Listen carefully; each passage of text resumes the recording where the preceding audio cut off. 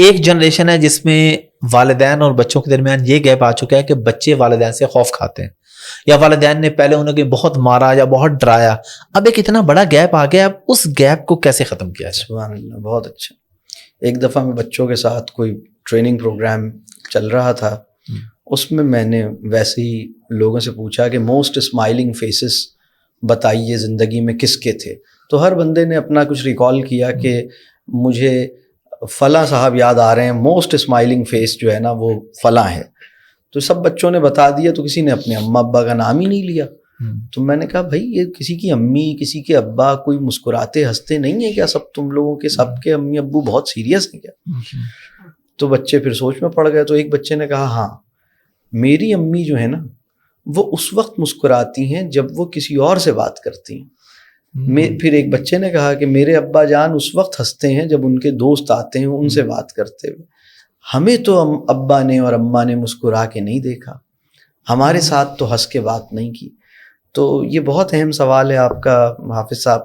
اس میں وہ والدین جو مسکرانا بھول گئے ہیں, یا دوستوں کے علاوہ اپنی فیملی میں مسکرانے کی جو اخلاقی ذمہ داری, بلکہ میں تو اس کو یہ کہوں گا اپنی فیملی میں مسکرانا, فیملی سے باہر مسکرانا آپ کی اخلاقی ذمہ داری ہوگی, فیملی کے اندر مسکرانا آپ کی شرعی ذمہ داری ہے. اور میں شرعی ذمہ داری اس سینس میں کہہ رہا ہوں کہ ان کی تربیت آپ پہ فرض ہے, اور اس تربیت کو مطلب منہ بسور کے نہیں کیا جا سکتا. یعنی رونی صورت اور پریشان صورت بنا کر اور حالت غصے میں اولاد کی تربیت اور بیوی سے اچھا تعلق نہیں بنایا جا سکتا. تو ان سے تعلق بنانا ضروری ہے, ان کی تربیت ضروری ہے, اور اس کے لیے مسکرانا ضروری ہے, اس کے لیے خوش نظر آنا ضروری ہے.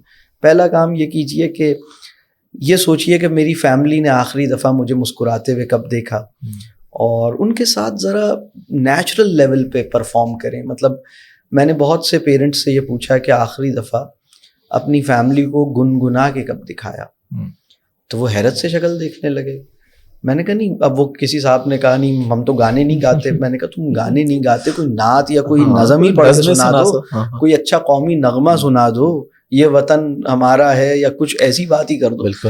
تو انہوں نے, بہت سے لوگوں نے اپنی فیملی کے ساتھ جیسا نیچرلی انہیں انٹریکٹ کرنا چاہیے ایسا انہوں نے نہیں کیا. تو پہلا مرحلہ یہ ہے کہ تھوڑا سا ہم اپنے آپ کو یہ دیکھیں کہ how do I look, how do I sound. جب میں فیملی میں ہوتا ہوں تو دیکھنے میں کیسا لگتا ہوں, سننے میں کیسا لگتا ہوں, برتنے میں کیسا لگتا ہوں, اور میری صحبت کو جو لوگ اختیار کرتے ہیں وہ مرجھا جاتے ہیں یا کھل جاتے ہیں.